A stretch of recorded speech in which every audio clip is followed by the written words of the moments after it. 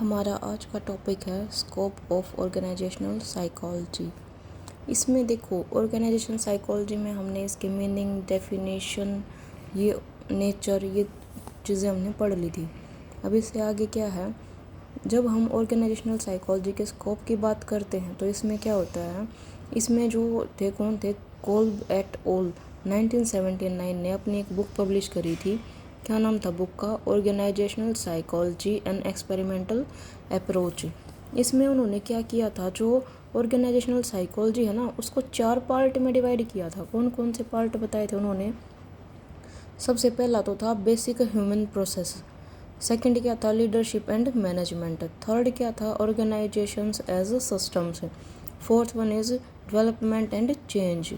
ठीक है, ये जो कोल्बेटोल 1979 थे, इन्होंने तो ये 4 पार्ट बताए थे, 4 पार्ट में डिवाइड किया था। और कौन थे ये Walter C Borman and Daniel R Ilgen and Richard Klimoski 2003। इन्होंने तो ऑर्गेनाइजेशनल साइकोलॉजी बोला, और इन्होंने क्या बोला, इंडस्ट्रियल साइकोलॉजी। इन्होंने इंडस्ट्रियल साइकोलॉजी को 3 पार्ट में डिवाइड किया। कौन कौन से? पर्सनल साइकोलॉजी, वर्क एनवायरनमेंट, और third one is organisational psychology. चलो अब इनको डिटेल में पढ़ते हैं। इसमें सबसे पहले क्या था, बेसिक ह्यूमन प्रोसेसेस। इसमें हम किस किस को रखते हैं? इसमें हम रखते हैं ऑर्गेनाइजेशनल सोशलाइजेशन। सोशलाइजेशन हमने सोशल साइकोलॉजी में टॉपिक पढ़ लिया था, ये हमारा चैप्टर था पूरा सोशलाइजेशन का, ये हमने पढ़ लिया था। और देखो इसमें ह्यूमन प्रोसेस में, देखो बेसिक ह्यूमन प्रोसेस में क्या चीज़ें होती है, जो कोई भी ऑर्गेनाइजेशन है, अगर हमें कोई भी इंडिविजुअल है सोसाइटी में रहने के लिए, उसे सबसे पहले क्या बनना पड़ेगा, सोशलाइज होना पड़ेगा। Second one is learning and problem solving. कोई भी इंडिविजुअल है, जब हम ऑर्गेनाइजेशन की बात कर रहे हैं तो क्या हम किसकी बात कर रहे हैं? सोसाइटी की बात कर रहे हैं, क्योंकि ऑर्गेनाइजेशन एक इंडिविजुअल से तो नहीं बनता ना, ग्रुप ऑफ इंडिविजुअल से ही बनता है। तो इसमें क्या है फिर, हमें लर्निंग और प्रॉब्लम सॉल्विंग। तीसरा मेन पॉइंट इसमें क्या होता है, इंडिविजुअल मोटिवेशन एंड बिहेवियर। कोई भी इंडिविजुअल है जो उसका मोटिवेशन किस चीज़ से होता है, मोटिवेशन का लेवल क्या है, उसका बिहेवियर कैसा है। और सिर्फ मोटिवेट होने से काम नहीं चलता। Fourth one is motivation and work. कोई भी इंडिविजुअल मोटिवेट होने के बाद मोटिवेट होता है और उसके बाद जो काम करता है वो। फिर मोटिवेशन एंड ऑर्गेनाइजेशनल क्लाइमेट, कि हमारा जो नियर बाय हमारा जो क्लाइमेट ऑर्गेनाइजेशन का वो क्या है। इंटरपर्सनल कम्युनिकेशन, इंडिविजुअल हैं जो, उन्हें आपस में कम्युनिकेट करना आना चाहिए। इंटरपर्सनल परसेप्शन, परसेप्शन का मतलब क्या होता है, चीज़ों को परसीव करना, देख के ऑब्जर्व करना। And last one is group dynamics. Group dynamic में क्या होता है, इसमें होता है बिहेवियर और साइकोलॉजिकल जो पर्सपेक्टिव होते हैं ना हमारे, इसमें वो इंक्लूड होते हैं। नेक्स्ट ए पार्ट तो था हमारा बेसिक ह्यूमन प्रोसेस, और सेकंड क्या हमारा लीडरशिप एंड मैनेजमेंट। देखो बेसिक ह्यूमन प्रोसेस तो ये 4 सारी चीज़ें हो गई, लेकिन इसके बाद ऑर्गेनाइजेशन को चलाने के लिए लीडरशिप भी तो ज़रूरी है ना, लीडर का होना और उसे मैनेज करना, ग्रुप को या उस ऑर्गेनाइजेशन को, वो बहुत ज़रूरी होता है। उसमें क्या क्या होता है, लीडरशिप एंड डिसीजन मेकिंग। सबसे पहले ग्रुप को लीड करना आना चाहिए, और जो डिसीजन होता है वो लेना आना चाहिए। डिसीजन लेने का मतलब ये नहीं होता कि कोई भी डिसीजन हमने ग्रुप में ले लिया और सही है गलत है कोई फ़र्क नहीं पड़ता, नहीं, वो डिसीजन मेकिंग पावर हर किसी के पास नहीं होती। Second one is leadership. क्या leadership? Supervision and employee development. Supervision भी होना चाहिए और एम्प्लॉयमेंट, जो जितने भी एम्प्लॉय होते हैं उनका डेवलपमेंट भी। लीडरशिप पावर प्लस इन्फ्लुएंस, यानी कि जो लीडर है उसको पावर, अपनी पावर का पता होना चाहिए, इन्फ्लुएंस भी करने आने चाहिए, सारी चीज़ें इंपॉर्टेंट होती हैं। अगला क्या है, managing work team effectiveness.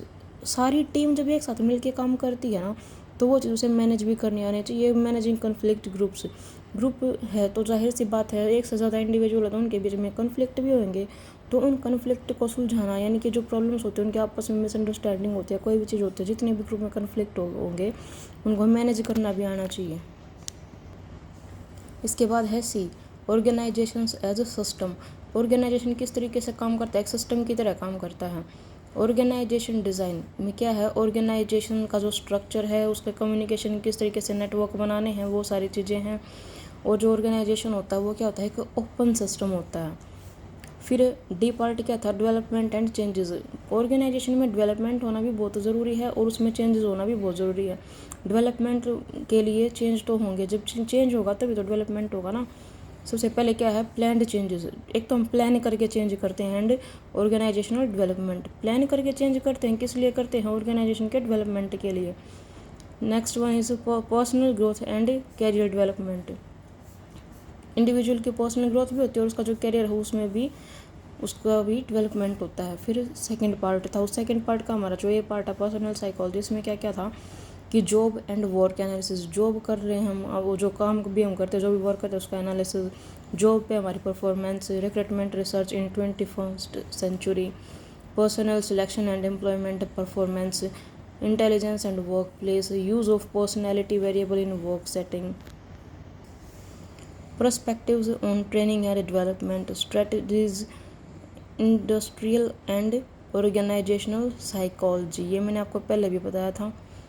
IO का मतलब क्या होता है, इंडस्ट्रियल, O का मतलब organisational, psychology and the role of utility. फिर ये सारी चीज़ें होने के बाद जो हमारा वर्क प्लेस है जहाँ पे हमारा उसका एनवायरनमेंट, वर्क एनवायरनमेंट। इसमें सबसे पहला पॉइंट क्या है, changes in workers, work and organisation. Workers में चेंज आना, काम में चेंज आना, ऑर्गेनाइजेशन में चेंज आना, ये सारी चीज़ें। Work design, stress in organisation, judgement and decision making, career dynamics, human factor, ergonomics, organisational culture and climate, diversity on organisation. इसके बाद सी पॉइंट में जो ऑर्गेनाइजेशनल साइकोलॉजी, इसमें क्या था, क्या क्या चीज़ें ज़रूरी होती है इसमें, मोटिवेट होना। कोई भी इंडिविजुअल जब किसी भी ऑर्गेनाइजेशन में काम करता है तो सबसे पहले क्या, उसका मोटिवेट होना बहुत ज़रूरी होता है। दूसरा है जॉब एटीट्यूड, अपनी जॉब के लिए उस इंडिविजुअल का एटीट्यूड क्या है, पॉजिटिव है या नेगेटिव है। एक तो होता है कि सिर्फ मेरे को पैसे कमाने हैं और किसी चीज़ से कोई मतलब नहीं है, और दूसरा अपनी रिस्पॉन्सिबिलिटी समझ के जब इंसान काम करता है या इंटरेस्ट के साथ उस काम को करता है तो वो। Third one is leadership. Leadership की भी नॉलेज होनी चाहिए, यानी कि टीम को लीड करना भी आना चाहिए। उसके बाद ऑर्गेनाइजेशनल डेवलपमेंट, सिर्फ अपने डेवलपमेंट पे ध्यान नहीं रखना चाहिए, जो ऑर्गेनाइजेशन जिसके लिए हम काम कर रहे हैं उसका भी डेवलपमेंट होना बहुत ज़रूरी होता है। Work group and team in organisation, customer service behaviour, जो हम कस्टमर होते हैं उनको जो सर्विस दी जाती है कस्टमर को, उनको सेटिस्फाई करना अपने बिहेवियर से, ठीक है। अब इसके बाद ये देखो, जो हमारी इंडस्ट्रियल ऑर्गेनाइजेशनल साइकोलॉजी होती है ना, इसमें क्या होता है, दो तरीके की चीज़ें होती है। एक तो इंडस्ट्रियल वे में, एक दूसरा होता है ऑर्गेनाइजेशनल साइड, और इन्हीं के थ्रू कुछ प्रॉब्लम्स भी क्रिएट होती हैं इनके अकॉर्डिंग। इंडस्ट्रियल साइड में क्या क्या होता है, जैसे रिक्रूटमेंट निकली, सिलेक्शन हुआ, क्लासिफिकेशन हुई, कंपनसेशन, परफॉर्मेंस अप्रेजल, ट्रेनिंग, ये चीज़ें होती है। और ऑर्गेनाइजेशनल साइड में क्या होता है, जो सोसाइटी की तरफ हमें ज़्यादा अफेक्ट करता है, socialisation, motivation, occupational stress, leadership, group performance, organisational development. इन सारी चीज़ों को, इसमें जितने भी प्रॉब्लम होते हैं ना, प्रॉब्लम को हम अगली वीडियो में डिस्कस करेंगे। आज के लिए सिर्फ इतना ही, थैंक यू।